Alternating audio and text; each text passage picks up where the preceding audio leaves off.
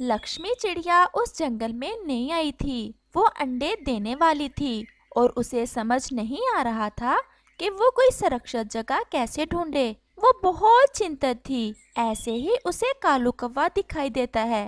वो उसके पास जाती है। कौवे भैया, क्या आप मुझे बता सकते हैं कि इस जंगल में सबसे सुरक्षित जगह कौन सी है? वो मेरे अंडे होने वाले हैं। चिड़िया बहन, इस जंगल में एक जालम चील रहती है। वो तो पक्षियों के अंडों की तलाश में रहती है। तुम ऐसा करो कि इस जंगल के बाहर एक मकई का खेत है। वो है भी बिल्कुल तैयार। तुम उसके अंदर अपना घोंसला बना लो। वहाँ पर चील की नजर नहीं पड़ेगी। आपका बहुत बहुत धन्यवाद जो आपने मुझे बता दिया उस चील के बारे में। मेरे तो पहले अंडे हैं और मैं तो अपने अंडों के लिए बहुत चिंतित हूँ। धन्यवाद कहने की कोई जरूरत नहीं है तुम्हें। ये तो मेरा कर्तव्य था। और फिर लक्ष्मी चिड़िया उस मकई के खेत की तरफ चली जाती है। वो मकई का खेत बहुत घना था। लक्ष्मी चिड़िया सारा दिन काम करती है और अपना घोंसला बना लेती है। शुक्र है मेरा घोंसला बन गया है। अब मेरे अंडे यहाँ पर सुरक्षित रहेंगे। और फिर अगले दिन लक्ष्मी चिड़िया अंडे दे देती है। वो बहुत खुश थी। उस मकई के खेत में घोंसला बनाने का एक फायदा उसे ये भी था कि उसे दाने की तलाश में दूर नहीं जाना पड़ता था। वो वहीं खेत से दाना खा लेती और अपने घोंसले में अपने अंडों के ऊपर बैठ जाती। लक्ष्मी चिड़िया हर दिन गिनकर गुजार रही थी कि अंडों से बच्चे कब बाहर आएंगे। और फिर आखिर वो दिन आ ही गया जब एक अंडा हिलना शुरू कर देता है और फिर उसमें से एक बच्चा बाहर आ जाता है।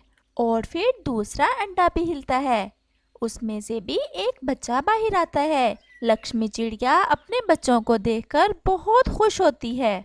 वो अपने बच्चों को दाना खिलाती है और उनका बहुत प्यार करती है। ऐसे ही रात हो जाती है और वो सब सो जाते हैं। और फिर ऐसे ही कुछ दिन गुजर जाते हैं। और फिर एक दिन लक्ष्मी चिड़िया को पास ही में से इंसानों की बातें करने की आवाजें आती हैं। कल हम फसल काटना शुरू कर देंगे।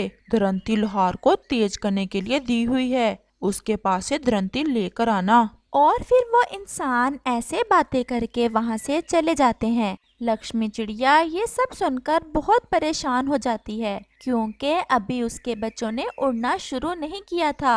अब मैं क्या करूँ? मेरे बच्चे अभी बहुत छोटे हैं। मैं इन्हें लेकर कहाँ जाऊँगी? अगर उन इंसानों ने फसल काट ली तो उस चील की नज़र मेरे बच्चों पर पड़ सकती है। कहीं वो मेरे बच्चों को खा ना जाए। लक्ष्मी चिड़िया बहुत परेशान थी। वो इसी परेशानी में कालू कौवे की तरफ जाती है। आओ आओ चिड़िया, कैसी हो और तुम्हारे बच्चे कैसे हैं? हाँ कौवे भैया, मैं ठीक हूँ और मेरे बच्चे भी बिल्कुल ठीक हैं। लेकिन अब एक मुश्किल आ गई है। वो क्या? और फिर लक्ष्मी चिड़िया कौवे को सारी बात बताती है। चिड़िया, ये तो परेशानी वाली बात है। तुम्हारे बच्चे वहाँ सुरक्षित हैं। अगर तुम उन्हें कहीं और लेकर गई तो वो चील तो उन्हें खा जाएगी। वैसे मेरे जहन में एक बात आ रही है। हम क्यों ना उन इंसानों के पास जाएं जिनकी ये फसल है और उनकी मिन्नती करते हैं कि वो कुछ रोज अपनी फसल ना काटे। कौवे भैया, क्या वो हमारी बात मान जाएंगे? चिड़िया, कुछ इंसान तो बड़े स्वार्थी होते हैं और कुछ इंसान अच्छे भी होते हैं। हम जाकर बात करके देखते हैं। शायद वो इंसान अच्छे ही हो और वो मान जाएं। और फिर चिड़िया और कौवा उन इंसानों से बात करने चले जाते हैं। कौवे भैया, यही है वो इंसान जो फसल काटने की बातें कर रहे थे। अच्छा, तुम इधर ही बैठो। मैं जरा सावधानी से बात करता हूँ इनसे। ए इंसान, मुझे तुम बहुत अच्छे इंसान लग रहे हो। क्या तुम मेरी एक बात मान सकते हो? कहो, क्या बात है? तुम कुछ रोज अपनी मकई की फसल ना काटो। वो असल में मेरी दोस्त चिड़िया के छोटे छोटे बच्चे हैं जो आपके खेत में ही हैं। वो अभी बहुत छोटे हैं। वो ठीक से उड़ भी नहीं सकते। उन्हें ठीक से उड़ने में 2-3 दिन लग जाएंगे। जब तक वो उड़ नहीं पाते, आप तब तक फसल ना काटें। काले कौवे, तू कहीं पागल तो नहीं हो गया? एक आम सी चिड़िया के बच्चों के लिए हम अपनी कीमती फसल बर्बाद कर लें। बारिशों का क्या पता शुरू हो जाए। अगर बारिशें शुरू हो गई तो हमारी तो तैयार फसल बर्बाद हो जाएगी। चलो भाग जाओ यहाँ से, वरना एक लगाऊंगा। और कौवा वहाँ से आ जाता है। क्या हुआ कौवे भैया, क्या वो इंसान मान गया? नहीं चिड़िया, वो इंसान नहीं माना। वो बहुत लालची था। उसे कोई परवाह नहीं है हम पक्षियों की। अब हम क्या करेंगे कौवे भैया? वो इंसान बातें कर रहे थे कि दरंती लोहार को तेज करने के लिए दी हुई है। हम क्यों ना लोहार के पास जाएं और उसकी मिन्नत करके आएं कि वो कुछ दिन किसान को उसकी दरंती तेज करके ना दे, और अगर उस किसान को उसकी दरंती ना मिली तो वो अपनी फसल भी नहीं काट पाएगा। चिड़िया, वैसे बात तो तुमने ठीक की है। हम अभी जाते हैं लोहार की तरफ। और फिर वो दोनों लोहार की तरफ चले जाते हैं। लोहार जी, आप मुझे बहुत अच्छे इंसान लग रहे हैं, क्या आप मेरी मदद कर सकते हैं? क्या बात है चिड़िया, जल्दी बताओ। मैं ये दरंती तेज कर रहा हूँ। किसान आता ही होगा अपनी दरंती लेने के लिए। लोहार भैया, आप प्लीज कुछ दिन ये दरंती तेज ना करें। उस किसान के खेत में मेरा घोंसला है और घोंसले में मेरे छोटे छोटे बच्चे हैं। अगर किसान ने अपनी फसल काट ली तो मेरे बच्चों को चील खा जाएगी। चिड़िया, अपने बच्चों की तो तुम्हें फिक्र है।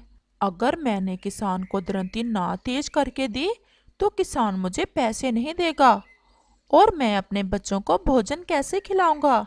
और लोहार भी उनकी बात मानने से इनकार कर देता है और वो वहाँ से भी नाराज होकर आ जाते हैं और वो दोनों एक पेड़ पर बैठ जाते हैं। कव्वे भैया, उस लोहार पर तो हमारी आखिरी उम्मीद थी, अब हम क्या करेंगे? चिड़िया, मेरे जहन में एक बात आ रही है। वो क्या कव्वे भैया? बस हम यहीं बैठे रहते हैं और आगे तुम देखना मैं क्या करता हूँ। और फिर लक्ष्मी चिड़िया और कालू कौवा वहाँ ही बैठे रहते हैं। फिर कुछ देर बाद वो किसान भी अपनी दरंती लेने आ जाता है।